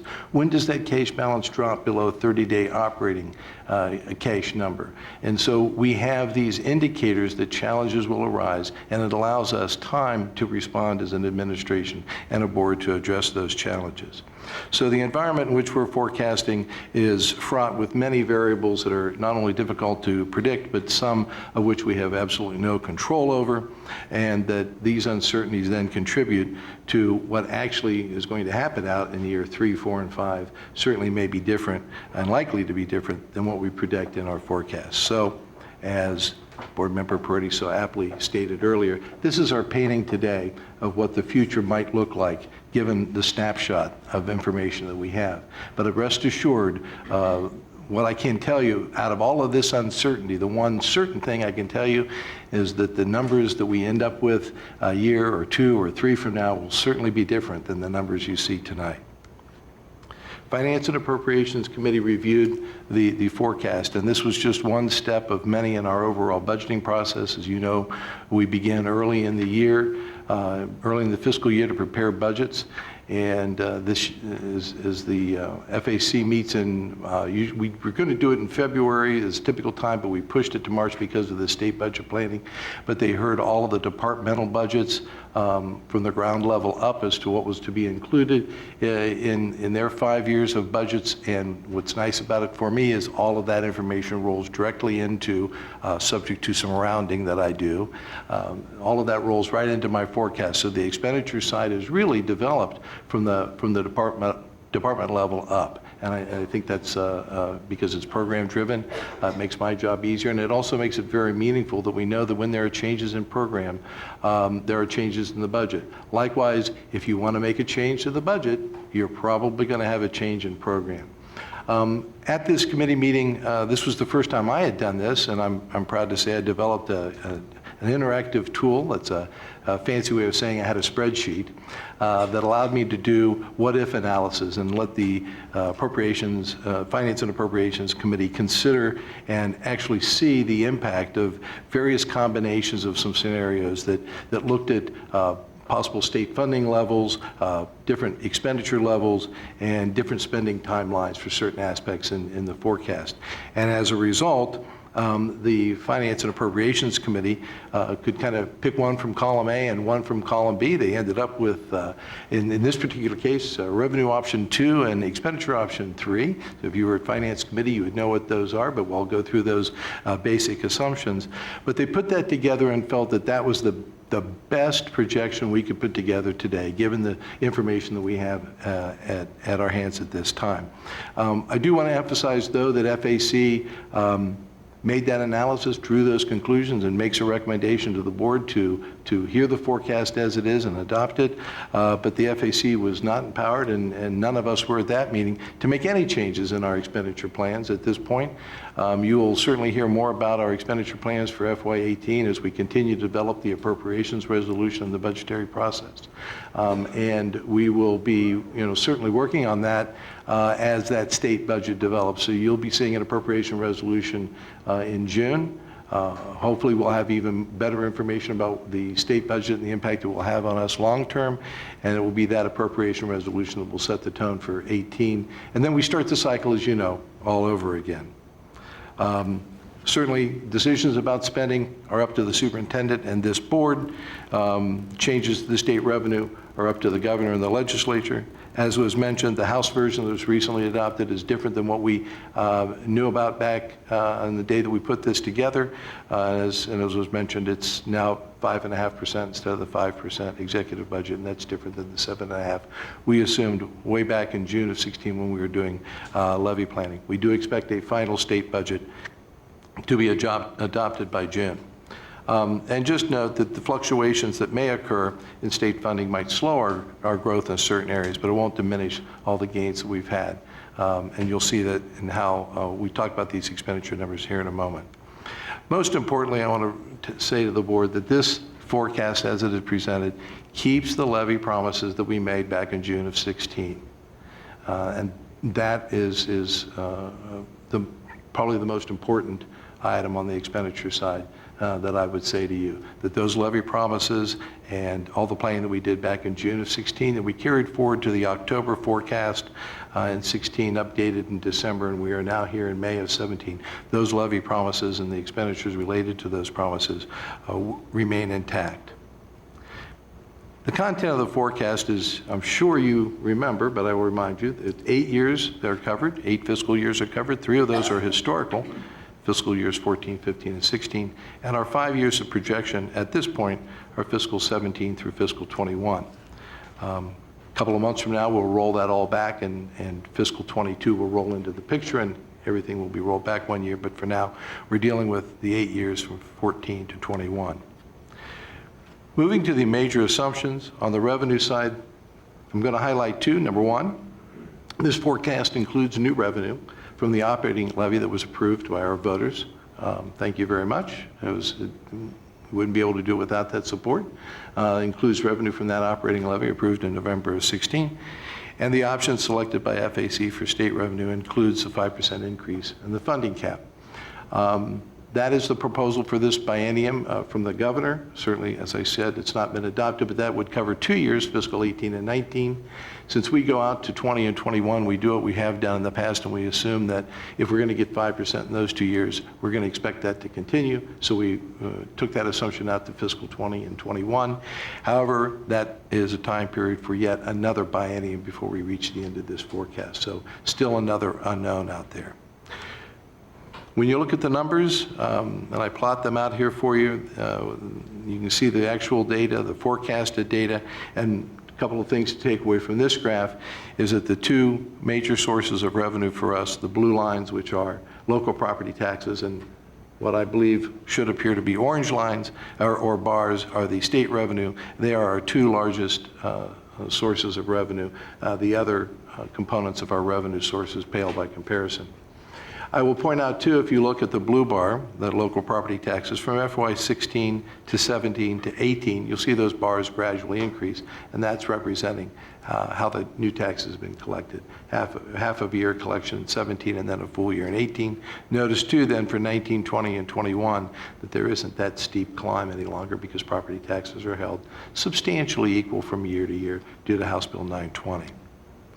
When we look at them on a percent to total basis, you'll see that 96% of our revenue, 96% of our revenue comes from local property taxes and state funding. That relationship in this forecast stays substantially the same throughout the forecast period. Moving on to expenditures, 2 major assumptions. One, as I mentioned, levy plan promises are kept in this forecast, and within expenditure scenario 3, a couple of highlights are, 1, as an option, we considered the shifting of the cost of 30 FTE from fiscal 18 to fiscal 21. That's about $2.2 million a year for each of those years for a total of $6.6 million. And the non-personnel budgets remained intact as to what the FAC had seen and reviewed back in March. Plotting out for you the expenditures. Jumps off the chart here. We are a personnel-driven, we are a human organization, and so the largest expense, single expense, is personnel, followed by, although a distant second, but still meaningful and significant proportion for community school and vouchers and things like that, those deductions that come off of our foundation. The remaining items, while important from a percentage and dollar amount, really pale, again, by comparison. Looking at this in total, 96% of our expenditures are comprised of our top 3 categories: personnel, community, schools, and non-personnel. Significant portion of non-personnel is consumed by utilities and fuel. So I'm trying to give you a feel for what we can vary or control or manage within this overall budget.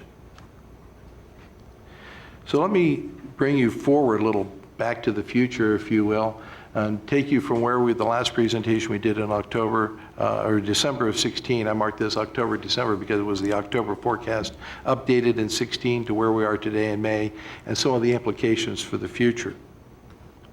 Bringing our revenues and expenditures together, this is what it looked like back in December.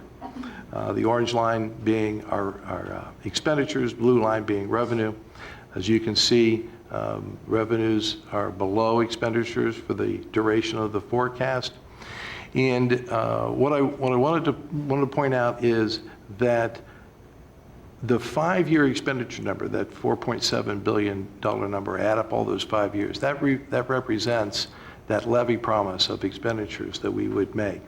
I also did the same thing for revenue, so you can see how this has changed from December to today through the work that we've done through the budget and all the conversations that we've heard about the state budget and our revenue sources.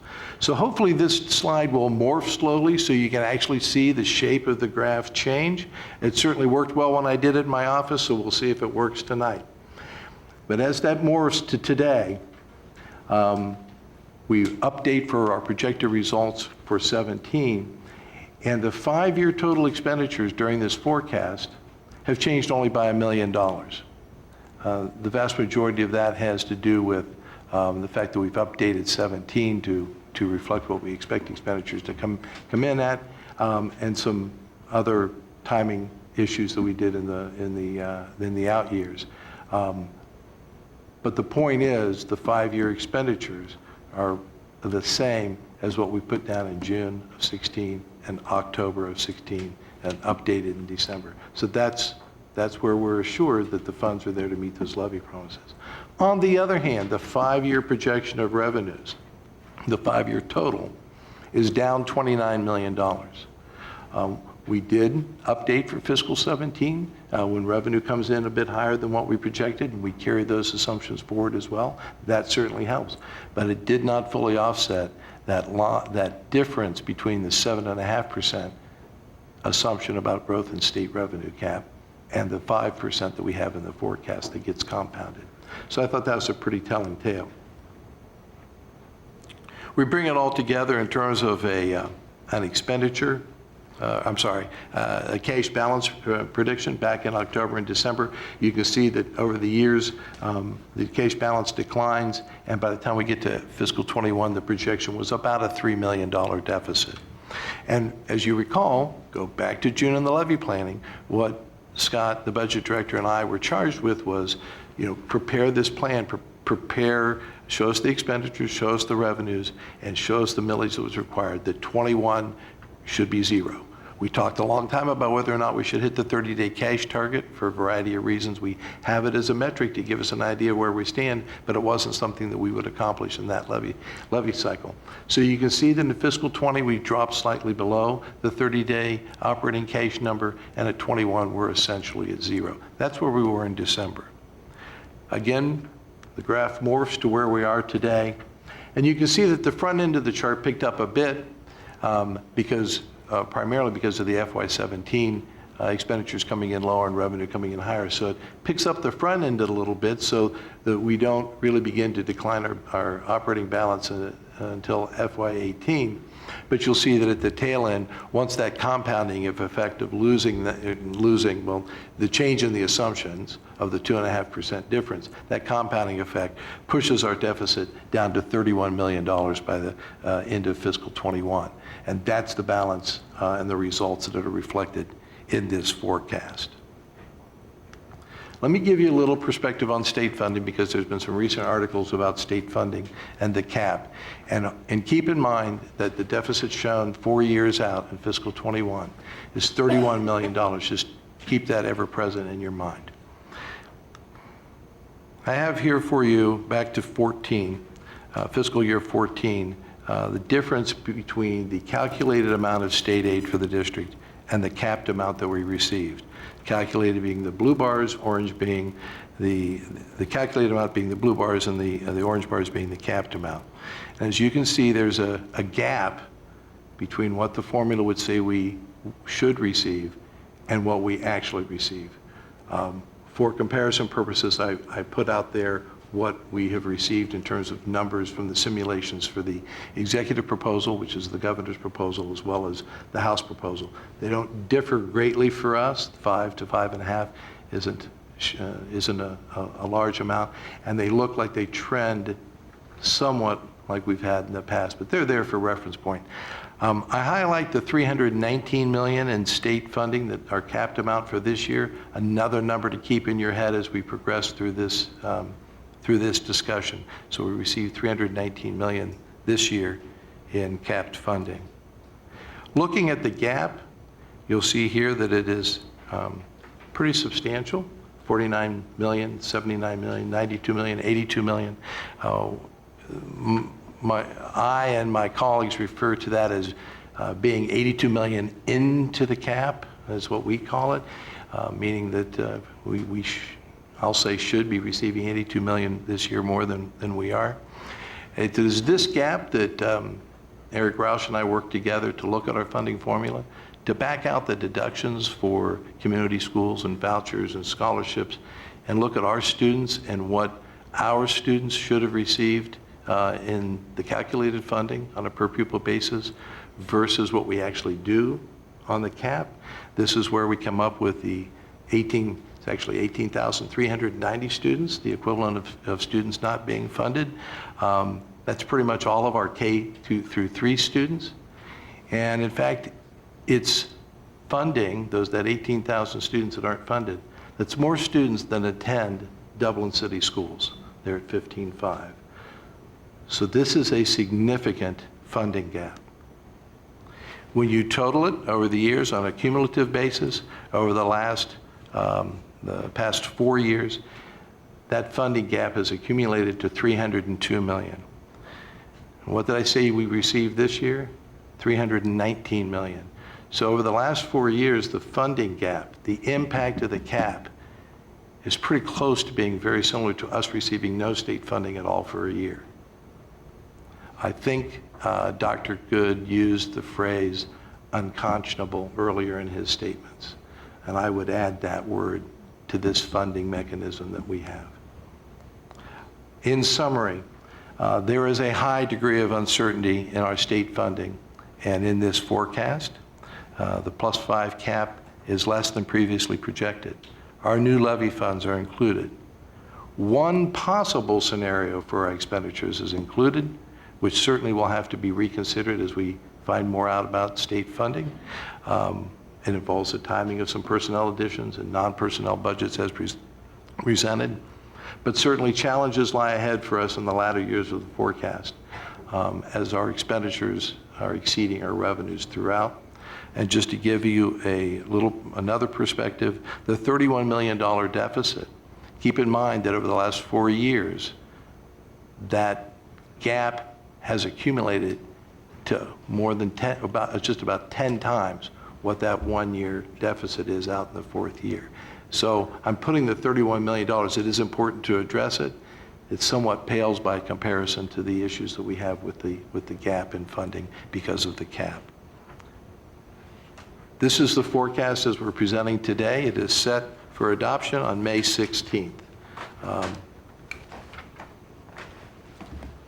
I too would like to echo the thanks of all the staff members that are involved in the budget preparation process.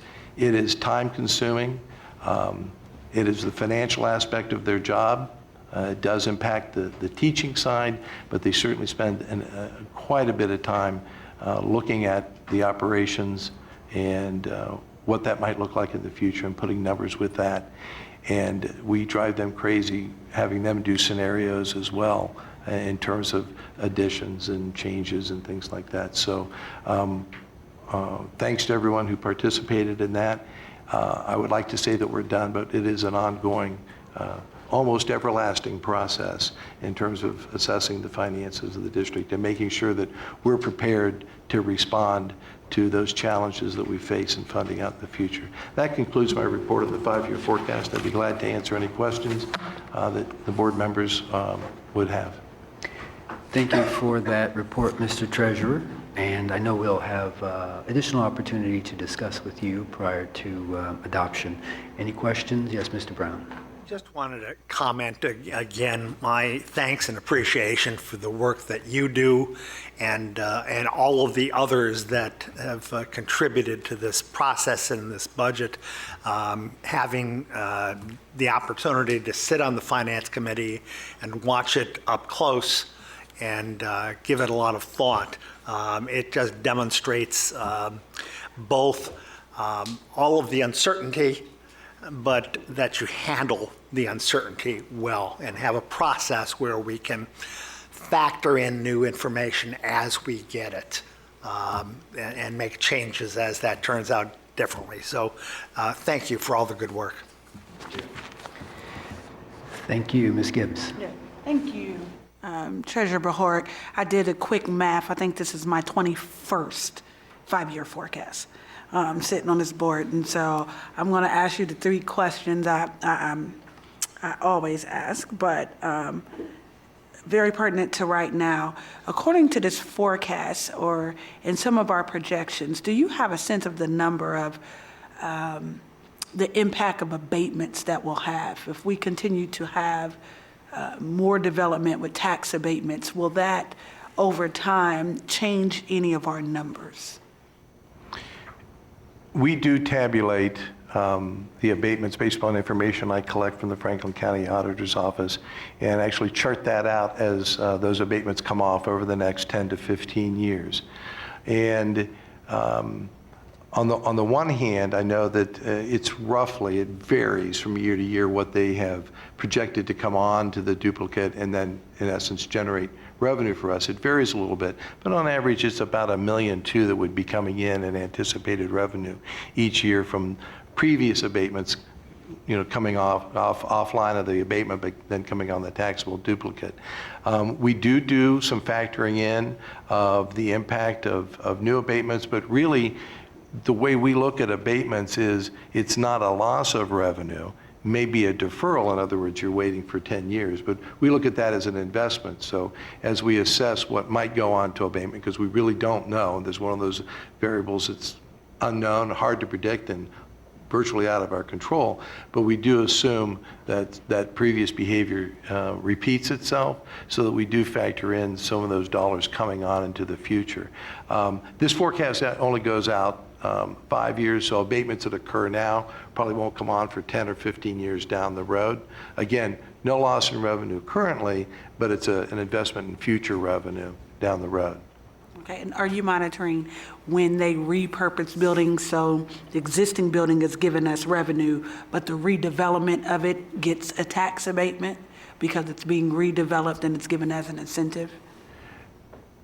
I believe that should be captured in the data I get from the Franklin County Auditor's Office as they estimate what they call foregone revenue and changes in that. Okay, next question. I know a few years ago we were bracing for the exit of the baby boomers and don't know how that has impacted our personnel forecasting or our numbers.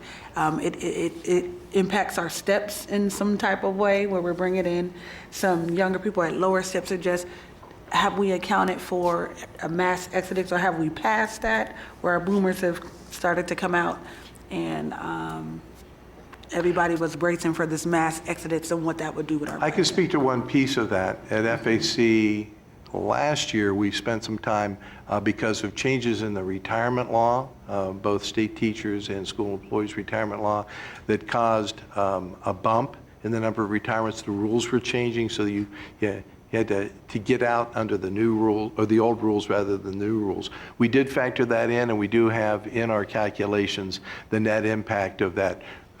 As you described it, retire high in the schedule, but rehire the same number back at a lower. So we do factor that in. As far as addressing enrollment changes in baby boomers, I'll let perhaps, if that was where you were headed with that question.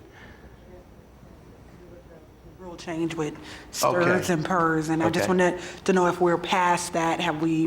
Those are gone. We do have, as I said, we do factor in some savings along the line. In our overall, $400 or $500 million personnel budget, it's not a large number, but we do put a line in there for that. Yes. Okay. And my last question: any surprises? Not from me. I cannot promise you. You know what the old saying, as long as the flags are flying at the State House, none of us are safe. Should I not have said that? But and that concludes my report and my employment here with Columbus City Schools. But no, I don't see any surprises other than at the state level. I quite frankly, I just don't know what to expect. But that would be about the only surprise that I can imagine coming out. So I think with the work that Eric Roush does, he almost daily, I'm sure he talks to Dr. Good daily, but almost daily stops by my office. And I don't know whether he's bringing good news or bad news, but I know he's bringing news. So we're very much up to date and current on what's going on across the street. Thank you. Thank you very much. All right, we'll move on then. Madam Internal Auditor, have you a report to share with the board this evening? Thank you, President Baker. I do not have a report this evening. Thank you very much. Let's now move on to our consent agenda. So I'll now entertain a motion that we adopt the consent agenda as presented. So moved. Moved and seconded. Questions on the consent agenda, board members? I do have a question. Ms. Gibbs? On the 9.5 on the legislation, we're approving some funding for CODA, but my question to it is, if you can bring back to us on May 16th how we are educating our students on the new CODA routes and how we are navigating the new CODA routes, and do they, based on where they're going now, do they still meet what our students are going to need? Do we project enough based on the new routes if they'll have to require more transfers to get where they're going? I can't read the new CODA map yet, but we know that this week is free rides for people to figure it out. So if you'll bring that back to us, and just a plan on educating our students or how they're navigating that will be helpful. That is all, Mr. President. Okay. Any other questions on any other piece of legislation contained within the consent agenda? Hearing none. Mr. Treasurer? Pardon me, Mr. Brown? Yes. Vice President Cole? Yes. Ms. Gibbs? Yes. Mr. Peretti? Yes. Ms. Reyes? Yes. And President Baker? Yes. That motion carried. All right. Thank you very much, colleagues. Any announcements? Any brief announcements? Points of pride? Yes. Board Member Reyes. Just a real quick one. Thank you, President Baker. I just want to thank all the administrators, teachers, coaches, parents that came out to celebrate with us at Children's Day. I know we had a monsoon. For whatever reason, it decided to rain on us. But when I went to Global Academy, they told me parents and students were lined up at 8 o'clock in the morning to come in. They hadn't even started setting up, and they had to put them in the gym. And the parents were so excited. The students were so excited. We kind of were hoping, since it was raining, they would have that option, but it was difficult. There was a lot of flooding and a lot of rain, but our parents did come out. So all the administrators, all the teachers, all the folks, Ms. Gillison and her staff, Fort Hayes, Walnut Ridge, Centennial, West High School, Marion Franklin, Global Academy. I know that we didn't hit the same numbers we did before, but the numbers that we did hit, I saw nothing but smiley faces and proud parents and kids hugging little, big stuffed dolls and dogs and scared, and our police department and our fire departments, and it was just an all-around great day with what we had. So I can't thank them enough. Down to the poetry slam that afternoon. Again, it was still raining, but our schools went out. They had the first middle school kids participating, and Indianola Middle School took it all. But I just hope that in the future we think about possibly recording those words, because I will tell you what our kids have to say. We need to capital HEAR hear them, because these were their words, and I mean, if you heard them, you wouldn't have even thought they were middle school, and then the high school just blew you away. So I just think we need to find a way to record those words, and we need to really listen to what our kids have to say. I know that others probably also want to reiterate congratulations to Afrocentric on their SACAFA celebration of leadership. this past Friday with author Will Haygood. I had the pleasure of taking my daughter, and when she found out who Will Haywood was, she was just beside herself. But our kindergartners had a great time, and they got to participate all the way to our high school. So anytime we have an opportunity to see our kids in action is wonderful. And lastly, just because my mother-in-law just turned 82 years old, I forgot to mention, she is a Columbus City School retiree, Mrs. Daisy Coates. I want to thank her for her service as a teacher. I failed to mention that when I was talking about teachers earlier. Thank you. Thank you for your leadership on the events this weekend, Board Member Reyes. Outstanding. Board Member Brown. Just very briefly, if you've not already voted, you've still got 28 minutes to get to the polls. If you're standing in line by 7:30, you do get to vote. You are entitled to vote.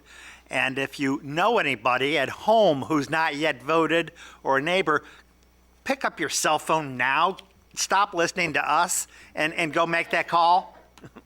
Is that a motion to adjourn? Yes, it is. Oh, Board Member Gibbs. Yeah, really quickly, in the interest of time, we won't show our video, but on behalf of Delta Sigma Theta Sorority Incorporated, we want to thank Dr. Good for his leadership and for all of the support of the Dr. Alexa Kennedy Conference for future doctors, dentists, and nurses.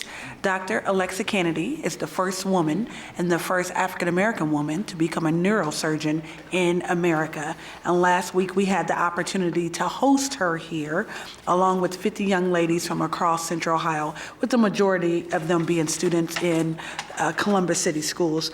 In total of the 4-day conference, she was able to visit Afrocentric, Columbus City Preparatory School for Girls, and Fort Hayes. And so we involved numerous staff from everybody from all of the teachers to Mr. Odom's team to all of the principals. She was thoroughly impressed and very honored at the work we do in her name and has given us permission to continue to do so. So we'll bring a video of that on next week. But thank you. Mrs. Pettis was able to be there with the middle school. Dr. Anderson at Fort Hayes and Mr. Todd Walker over at Afrocentric, and all of the students, everyone was extremely amazing. So thank you very much. Thank you, and congratulations on the success of that event again. And hearing nothing else, Just one last point of pride. Mr. Vice President. I just want to wish Fort Hayes safe travels as they make their way to the Kentucky Derby for performance and also culinary service, if I'm not mistaken. But we want to, that's a major point of pride for me in this district, that our students are performing and serving at the Kentucky Derby. Enjoy the time, travel safely. Hearing nothing else for the good of the order this evening, the chair will now entertain a motion that we adjourn the meeting. So moved. And, Mr. Treasurer? Vice President Cole? Yes. Ms. Gibbs? Yes. Mr. Peretti? Yes. Ms. Reyes? Yes. President Baker? Yes. Mr. Brown? Yes. That motion carried. Thank you. We stand adjourned. Thank you very much. Go vote. OJ, let's get you. Coach